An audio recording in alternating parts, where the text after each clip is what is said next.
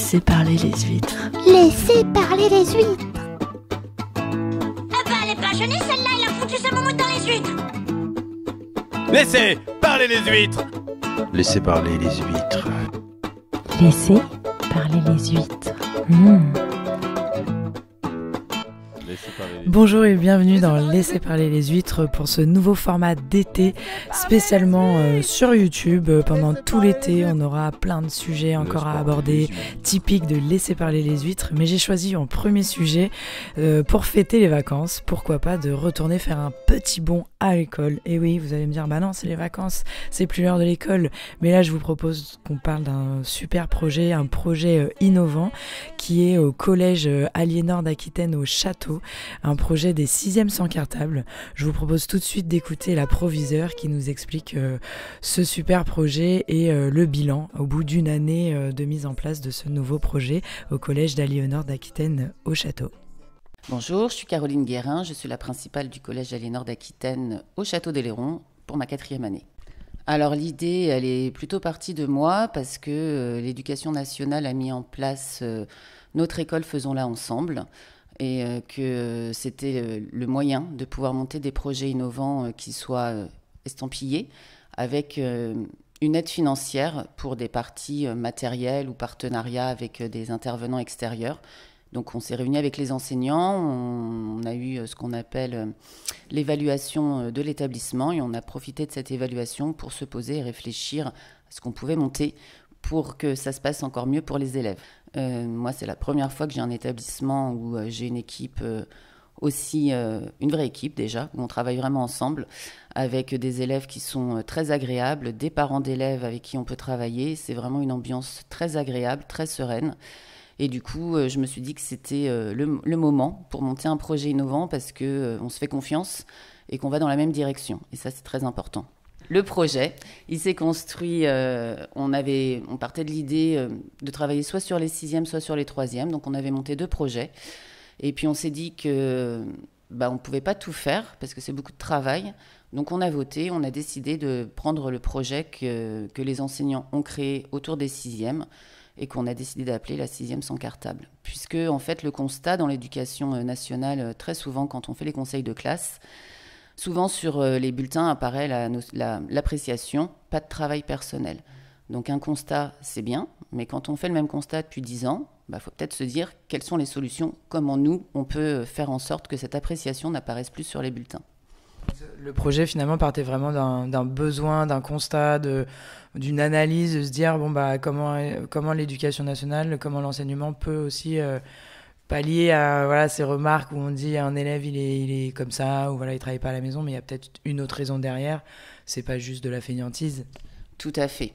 C'est un projet qui a été mené avant tout pour l'égalité des chances, puisque c'est une des valeurs phares de l'école de la République et qu'on est très attaché aux valeurs de la République et que effectivement certains enfants n'ont pas de parents à la maison qui peuvent les aider, soit parce qu'ils ne sont pas en capacité intellectuelle, soit parce que, et c'est normal, ils travaillent, ils rentrent tard, et que faire ses devoirs seuls, surtout quand on a 11 ans, c'est parfois compliqué. 20 heures, c'est pas l'heure pour se mettre aux devoirs. On a tous un quotidien, quand les parents rentrent, il faut qu'ils fassent à manger, il faut qu'ils s'occupent de l'hygiène, etc. Et l'école peut être source de conflits à la maison. Et nous, on voulait que l'école soit source de plaisir, source de curiosité et que les parents et les enfants puissent échanger de façon positive autour de l'école. Alors du coup, est-ce que vous pouvez nous rappeler la 6e sans cartable? Donc c'est quoi c'est quoi les premières choses que vous avez mis en place déjà avec cette 6e sans cartable? J'imagine qu'il y a peut-être des choses qui se sont ajoutées, qui se sont adaptées à force en discutant avec les élèves, les parents, etc. L'idée, c'était que les élèves n'aient pas de devoirs à faire à la maison. Mais forcément, ils ont toute une scolarité à mener et il va falloir qu'ils s'habituent à avoir des devoirs. Donc il fallait qu'on leur donne les clés pour apprendre. Parce qu'avant de faire des exercices, faut apprendre sa leçon. Sinon, ça ne sert à rien. Donc il y a une modification de l'emploi du temps puisque toutes les matinées commencent par ce qu'on appelle la mise en route de 8h30 à 9h30 avec 2 axes. Le premier axe, c'est qu'un enfant, c'est un être global et que nous, on lui demande d'être élève. Donc avant d'arriver au collège, il a une vie et que parfois cette vie, elle l'imprègne, elle l'empêche même d'être dans les apprentissages. Donc on commence toutes les matinées par un petit rituel où les élèves donnent leur humeur du jour. Orage, nuage, soleil. Et quand ils sont orage ou nuage, les enseignants qui prennent en charge cette heure le matin ou les assistants d'éducation viennent individuellement voir les élèves pour savoir ce qui s'est passé, ce qui permet à l'élève de laisser de côté ses problèmes une fois qu'il a pu s'en décharger et d'enfiler son costume d'élève pour rentrer dans les apprentissages. Ça se poursuit par justement ce qu'on appelle dans l'éducation nationale devoir fait. Donc tout un premier trimestre axé sur les méthodes apprendre à apprendre. On a eu une formation par Émilie de Combec, qui est enseignante de lettres au collège de Marennes et qui est aussi en charge de plusieurs missions annexes. Donc les élèves ont eu les clés pour savoir quelle méthode leur convenait le mieux. Il y en a qui sortent dans le couloir, ils se font des petites interviews les uns les autres, ils ont appris à faire des cartes mentales. Ce qui est important, c'est que quand on travaille avec des pairs, on comprend mieux que quand c'est l'enseignant qui nous explique, parce qu'on n'a pas la même façon de réfléchir, on n'emploie pas le même vocabulaire, et il y a une grande solidarité qui s'est créée au sein des classes, et on a vraiment un esprit de classe. Et ça, c'est un des buts de ce projet, c'est la solidarité. Ce qui est finalement quelque chose d'assez rare dans l'éducation nationale. Moi, je repense à mon parcours scolaire. La solidarité, c'est pas forcément une valeur qu'on nous enseignait et qui avait. Moi, c'est ce qui m'a étonné quand je suis allée poser des questions aux classes de 6e ici, c'est qu'il y a direct eu cette entraide, ce côté, moi, je fais mes devoirs à la maison, mais le matin, ça me permet d'aider les copains. J'ai trouvé ça absolument génial et qui est pas... ce côté chacun pour soi, qui a un peu toujours eu, j'imagine, dans l'éducation nationale, de système de notation, du plus fort au moins fort, et d'avoir vraiment ce classement dans une classe. Là, je l'ai pas du tout senti. Au contraire, j'ai vraiment senti le côté, le train qui avance ensemble dans la même direction, plutôt que chacun sur son cheval, et puis tout le monde se regarde tomber ou avancer le plus vite. C'est l'idée, c'est qu'on est dans un train et on va tous dans la même direction. On est tous ensemble. Du coup, il n'y a pas le mauvais élève, le bon élève, chacun avec des problématiques différentes, parce qu'être bon élève, parfois, au sein de l'école, ça entraîne aussi parfois des formes de harcèlement, ou en tout cas de rejet. Et là, il y a vraiment cet état d'esprit de on est tous au même niveau. Moi, je leur répète souvent qu'on a tous des compétences, qu'elles sont différentes, et que c'est parce qu'on est les uns avec les autres qu'on devient plus compétent, parce qu'on se les partage, qu'on a tous des qualités et des défauts, qu'il faut qu'on les accepte, et parce qu'on est ensemble, on devient des êtres plus intéressants. Donc je pense que ce projet a porté ses fruits. On a pu le voir avec une sortie en fin d'année organisée par Saint-Trojan, tous ensemble, autour du handisport, où on a vraiment des élèves qui sont très soudés, qui s'entraident, qui sont en capacité d'être en contact d'égal à égal avec des personnes différentes. On n'a pas eu beaucoup à intervenir dans le dispositif phare, qui est le dispositif de lutte contre le harcèlement au niveau des classes de 6e, un peu en début d'année. Et puis après, le temps que le projet prenne, ça s'est tassé. Donc on a vraiment des élèves, moi je trouve, qui sont épanouis. J'espère qu'ils, quand ils rentrent chez eux, sont en capacité, parce que ça aussi c'était un axe du projet, de dire ce qu'ils ont fait à l'école. Parce que souvent quand les enfants rentrent et que les parents disent « Alors comment ça s'est passé ta journée, qu'est-ce que tu as fait ?» Je sais pas. Ou alors ils vont raconter les petites histoires qui se sont passées avec les camarades. Ça fait aussi partie de la vie du collège. Et là, le fait qu'à chaque début de cours, les enseignants font une remémorisation de la séance précédente avec les élèves, et qu'à chaque fin de cours, un temps est dédié à ce qu'on appelle la fixation. Qu'est-ce qu'on a fait aujourd'hui? Qu'est-ce qu'il faut retenir? On ne zappe pas d'un cours à l'autre. On fixe, on attend, et ensuite on peut passer au cours suivant. Donc j'espère qu'à la maison, ils ont été en capacité de raconter ce qu'ils ont appris à l'école. Alors la réaction des parents d'élèves, elle a été un petit peu mitigée en début d'année, mais ça, c'est normal, puisque ce projet, je ne l'avais pas présenté aux futurs parents de 6e. Il s'est construit aussi, il était terminé de se construire début juillet, donc je ne pouvais pas aller le présenter dans les écoles. Donc c'est sûr que quand on annonce aux parents que les enfants vont rentrer sans cartable, sans devoir, pour eux, ça peut être angoissant, ça peut être stressant. Pour certains, c'est aussi leur enlever une part de leur rôle. Donc, il a fallu travailler avec eux. On a fait un bilan, je ne sais plus, je crois que c'était début janvier. Déjà, quand on a reçu les parents classe par classe, il y a déjà beaucoup de parents qui nous ont remerciés.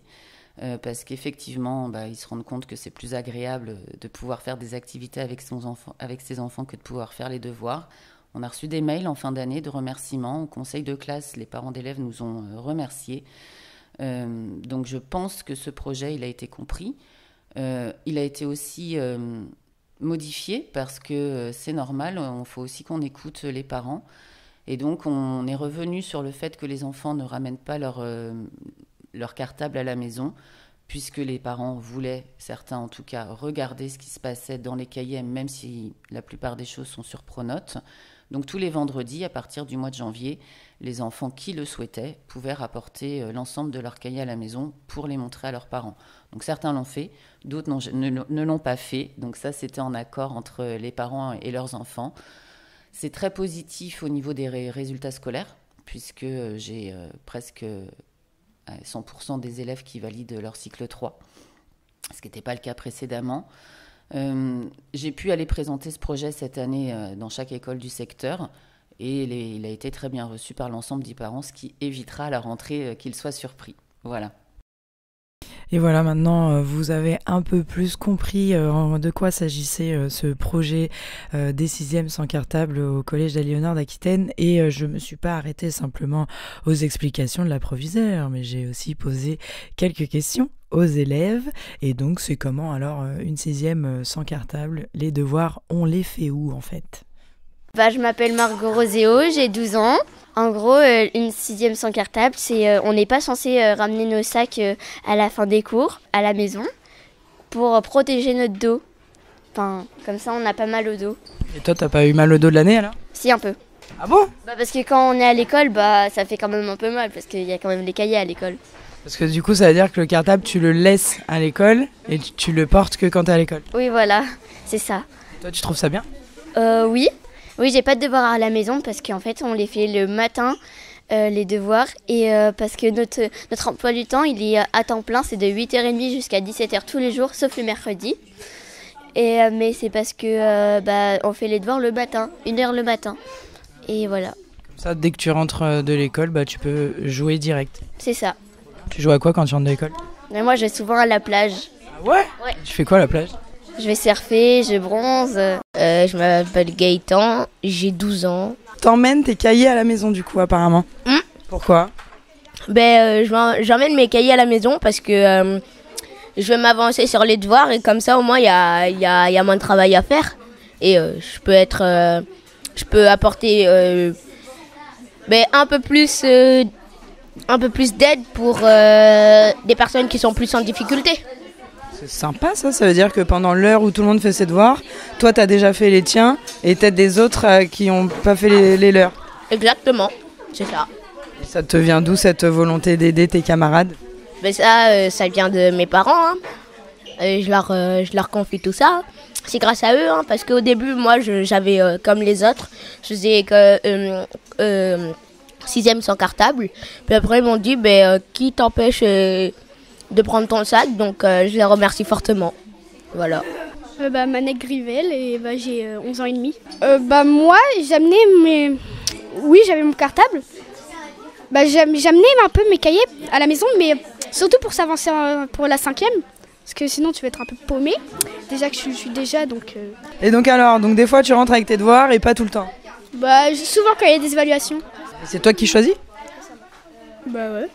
En gros, ça veut dire qu'à 17h, soit tu rentres avec ton cartable et tu fais tes devoirs à la maison, soit tu rentres comme ça, les mains dans les poches, et tu fais tes devoirs le lendemain matin à l'école. Oui.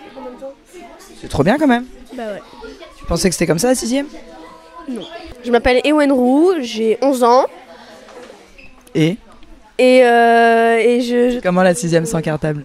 La 6e, en fait, j'ai bien aimé, car le matin, tu peux avoir des pions qui t'aident, ou alors des profs dans leur matière qui peuvent t'aider à faire tes devoirs. Et c'est vraiment bien. Moi, j'ai bien aimé. Et après, par contre, je ramenais des affaires à la maison, parce que au moins, je pourrais réviser les matières où j'avais plus de mal, où j'arrivais moins bien. Et souvent, je prenais mon sac, parce qu'en fait, c'est pas pratique que tu prennes ta trousse ou ton cahier de liaison avec toi dans la main en sortant de l'école. Donc, je prenais quand même mon sac sur mon dos. Mais je trouvais que c'était vraiment bien. Donc toi, ça t'a permis d'alléger les devoirs à la maison, de profiter de la plage et des copains après l'école. Ouais, carrément. Ouais. Et aussi j'ai bien aimé parce que moi le soir j'ai des activités sportives. Et donc je sors à 17h et tout de suite après je peux aller à mes activités qui sont au château et je peux y aller à pied. Donc c'est très pratique. Je m'appelle Elio van der Weken, j'ai 12 ans. Voilà. C'est comment la 6e sans cartable? Ça va, c'était assez cool. Même si moi depuis le début de l'année j'emmène mes cahiers à la maison, du coup. Pourquoi? Quasiment. Parce que je me préparais pour la 5e déjà. Donc je me préparais déjà depuis le début. J'ai rien à faire en fait pendant la première heure du coup. Bonjour, je m'appelle Juliette Marquet, j'ai 11 ans et demi. Moi je les ramène pas en fait parce que j'ai des activités sportives le soir et souvent je rentre vers 20h30 ou 21h. 23h? Ça, tu vas en discothèque? Non, 20h30 ou 21h, ça dépend. C'est quoi tes activités? Je fais de la gym à Saint-Pierre. Toi, tu préfères faire tes devoirs le matin, comme ça te permet après 17h d'être tranquille pour tes activités?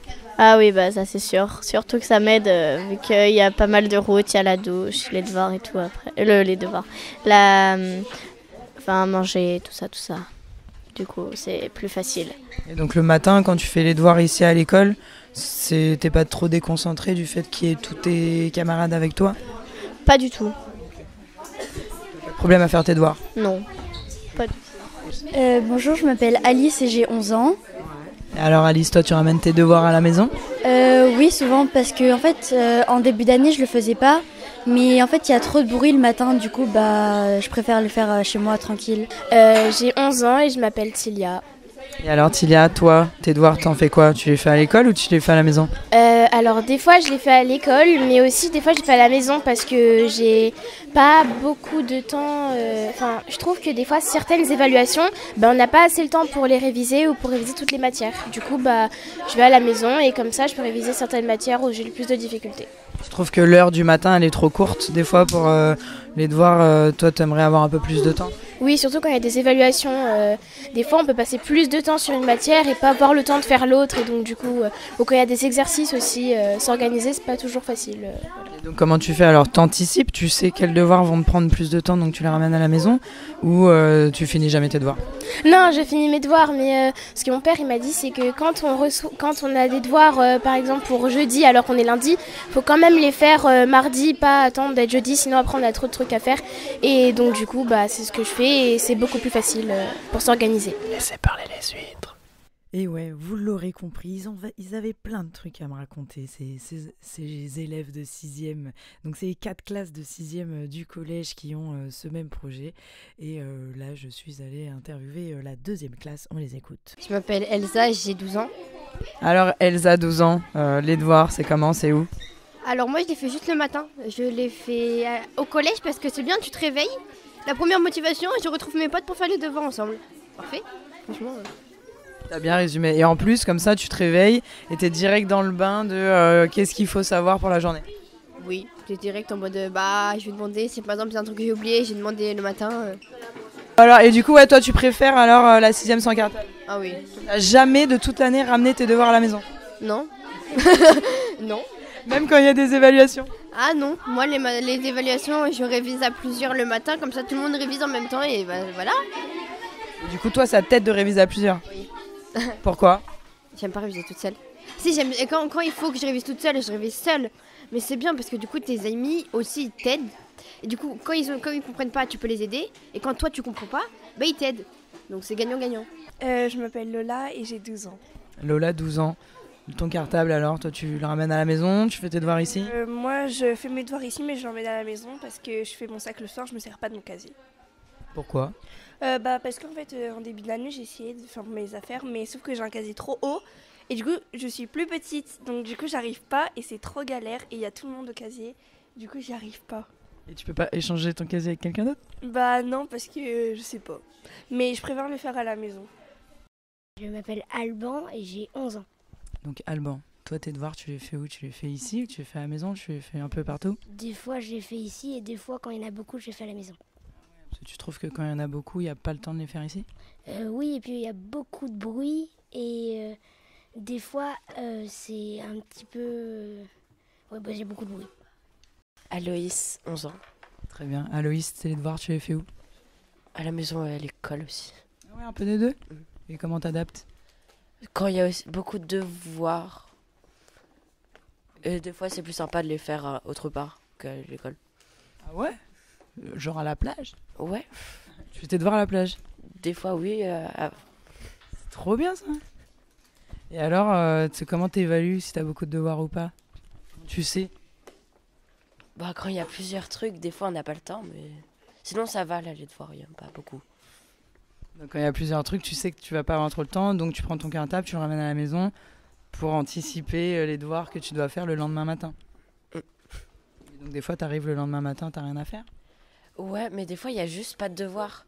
Et aussi ça pourrait être bien de mettre plus de devoirs, mettre 3 niveaux de devoirs, un niveau dur pour ceux qui, si t'as compris, et même tu peux changer de niveau quand tu veux, et mettre un niveau dur pour si t'as compris ou pas compris, et comme ça tu fais pas rien le matin. Je m'appelle Margot et j'ai 12 ans. Margot, 12 ans. Les devoirs, tu les fais où? À la maison et au collège. Ah ouais, tu fais des deux aussi? Oui. Pourquoi? Parce que aussi il y a du bruit, mais je trouve aussi que c'est bien le collège parce que, par exemple, mes parents ils travaillent beaucoup et je préfère passer plus de temps à jouer qu'à faire mes devoirs. Et du coup, ça me permet de plus voir mes parents que de faire mes devoirs. Avoir du temps pour faire autre chose quand tu rentres de l'école. Oui, exact. Et donc quand tu les fais ici, t'es entraîné par tes camarades ou... Oui, aussi par les enseignants. Quand je comprends pas, ils m'aident. Je m'appelle Lily et j'ai 12 ans. Salut Lily. Tes devoirs, tu les fais où? À la maison et au collège. Et alors, raconte-nous. À la maison, je les fais que quand il y a beaucoup de devoirs au collège. Et au collège, quand il n'y en a pas beaucoup, je les fais au collège. Et t'en penses quoi? Tu trouves ça bien de pouvoir faire ces devoirs au collège? Oui, des fois c'est bien parce qu'on peut se faire réciter tous ensemble. Et puis, comme ça, moi je peux aller à la gymnastique le soir au lieu de faire mes devoirs. Parce que si t'avais des devoirs, t'irais pas à la gymnastique? Oui. Je m'appelle Jules et j'ai 12 ans. Mes devoirs, je les fais à l'école. Que à l'école? Oui. Tu les ramènes jamais à la maison? Non, parce que j'ai pas le temps. Vu que moi, la plupart du temps, je rentre vers 18h avec le bus et tout ça. Et après, je dois faire à manger, comme mes parents ils rentrent tard, faire à manger beaucoup de choses. Ouais, donc j'ai pas forcément le temps de les faire chez moi. Donc c'est bien de les faire au collège. Surtout que ma mère, sinon, elle voudrait tout regarder, ça l'embêterait. Et ça m'embêterait. Et voilà, donc vous l'aurez compris, c'est un beau projet qui finalement soulage les parents de devoir galérer à aider leurs enfants à faire les devoirs. Ça permet aux enfants d'avoir du temps libre pour pouvoir faire des activités extrascolaires après l'école et surtout de pouvoir faire des devoirs en groupe entre camarades, pouvoir se faire réviser les uns les autres. C'est une super méthode pour apprendre ensemble et pas les uns contre les autres. Et puis ça permet aussi aux enseignants de se remettre en question sur est-ce que leurs cours ont été bien compris, est-ce que les devoirs ne sont pas en trop grand nombre. C'est vraiment un projet d'union où tout le monde a vraiment son rôle à jouer pour que finalement l'école donne l'égalité des chances à tout le monde et surtout soit un bon moment. Donc je suis allée pour boucler la boucle après la proviseur, après les élèves, j'ai quand même demandé aux enseignantes, alors le bilan au bout d'un an d'une 6e sans cartable, qu'est-ce qu'il est? Madame Quenet, donc Elisabeth Quenet, moi je suis professeure d'anglais, professeure principale des 6e C cette année. Voilà, donc on avait réfléchi à ce projet avec les collègues en fait pour essayer de résoudre des soucis qu'on avait constatés sur nos élèves de 6e habituellement, voire sur après 5e, 4e, 3e. Et le gros souci principal, c'était le travail personnel, l'organisation du travail personnel à la maison, avec des chances très inégales à la maison selon les enfants. Et ce projet a permis de réfléchir à comment justement donner dès l'entrée au collège des chances égales à tous les enfants pour qu'ils puissent avoir les mêmes méthodes, les mêmes conseils, qu'ils arrivent à s'organiser seuls, parce que parfois à la maison ensuite papa, maman sont pas là, ou ils sont pas dispo, ou ils peuvent pas, ou voilà. Ça peut être... Pas de bons conseils. Ou voilà, chacun son métier, ou bien ça peut être très conflictuel aussi à la maison, les devoirs et voilà. Donc en fait, ce projet-là, nous, on y a réfléchi justement pour Laisser que les bons moments en fait aux parents, c'est-à-dire que tout, voilà, discuter de l'école avec les enfants le soir, hein, très important. Par contre, on a beaucoup insisté là-dessus pendant les réunions avec les parents. On a eu quand même plusieurs réunions avec eux, on leur a proposé plusieurs rencontres. Au départ, on peut être un peu réticent, effectivement, à plus avoir la main un petit peu sur le sac, etc. Donc il y en a certains qui demandaient de ramener quand même, voulaient avoir un œil dessus, voilà, ce qui était aussi compréhensible. Et au fur et à mesure justement de l'année, des réunions, la majorité quand même des parents ont compris qu'en fait, ils n'avaient que le meilleur, quoi. Donc, discuter de la journée, demander de raconter ce qu'ils avaient fait, d'expliquer, ce qui est excellent pour la mémorisation aussi des leçons, d'expliquer à quelqu'un ce qu'on a fait ou ce qu'on a appris. Et puis, on a eu des parents qui nous ont dit, en fait, on a cherché des petits documentaires sur Internet, des petites choses pour aller plus loin, pour chercher, voilà, du partage, en fait. Du partage plutôt que des conflits sur le scolaire. Voilà. Et nous laisser les conflits, entre guillemets, pour voilà, essayer de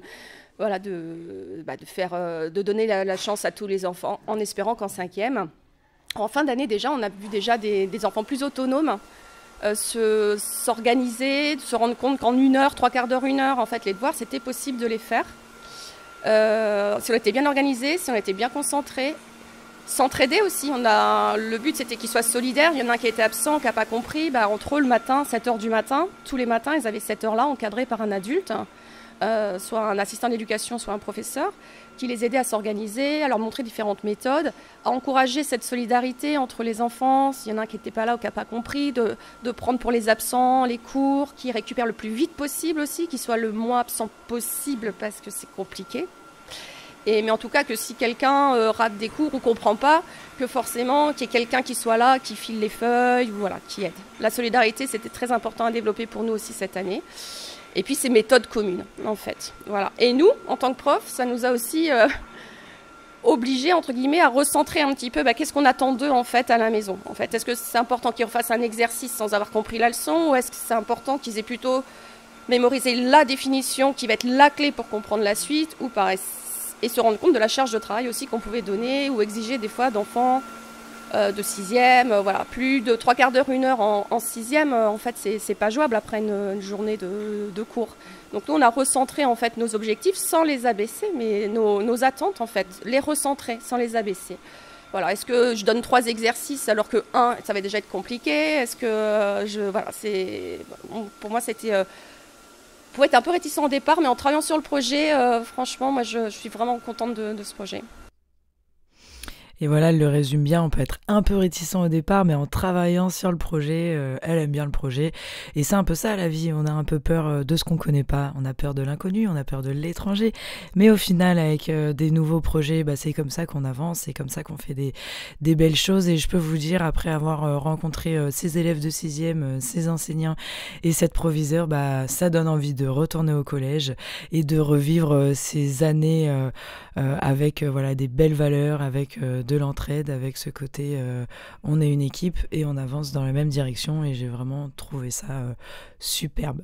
Voilà, j'espère que cet épisode de Laisser parler les huîtres vous aura plu. N'hésitez pas à rester connecté à ce qui se passe, aux actualités, parce que très prochainement je vous propose un nouveau format, c'est-à-dire qu'en plus d'interviews, je rajoute des images, comme ça vous pouvez aussi créer en plus de votre imaginaire la vision de ce que je suis allée voir et ce dont je suis en train de vous parler. Comme d'habitude, vous pouvez toujours m'envoyer un message, soit par Instagram sur la page Laisser parler les huîtres, soit par l'adresse email laisserparlerleshuîtres@gmail.com pour que je vienne vous tendre mon micro, et je fais une spéciale dédicace à Jean-Jacques et Mireille, mes fans des premiers jours, qui j'espère continueront à être mes fans jusqu'à la dernière heure. Voilà, je vous souhaite une excellente semaine à tous, profitez bien et surtout mettez de la crème solaire parce que le soleil se cache derrière les nuages et les giboulées de Mars continuent à perdurer même au mois de juillet. Voilà, à très vite sur Laisser parler les huîtres. Merci. Laissez parler les huîtres.